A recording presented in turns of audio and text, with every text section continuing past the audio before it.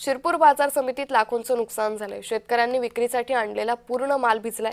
शिरपूर येथील कृषी उत्पन्न बाजार समितीमधील शेतमाल खरेदी विक्रीचे व्यवहार सलग सुट्ट्यांमुळे 3 दिवस बंद होते। शेतकऱ्यांनी मोठ्या प्रमाणात शेतमाल विक्रीसाठी बाजारात आणून ठेवला होता।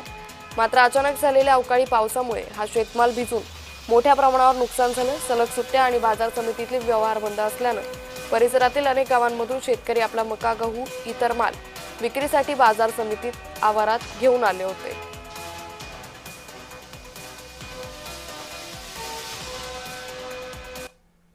शिरपूर मार्केटला गहू विक्रीसाठी मी आणलेला होता। इथं जोरदार पाऊस, वादळ, हवा, जोरदार प्रचंड नुकसान शेतकरीचं झालेलं आहे। 3 दिवसापासून सतत वातावरण आहे, पाऊस हे वातावरण भयान शेतकऱ्यांची थोडे नुकसान झालेलं आहे, ते भरपाई सरकारने करून द्यावी। दादर, चना आणि गहू पण दुपारून पावसाच्या रंगमुळे सर्व शेतकऱ्यांच्या आणि व्यापाऱ्यांच्या पाऊसमुळे थोडं नुकसान होऊन गेलेलं आहे।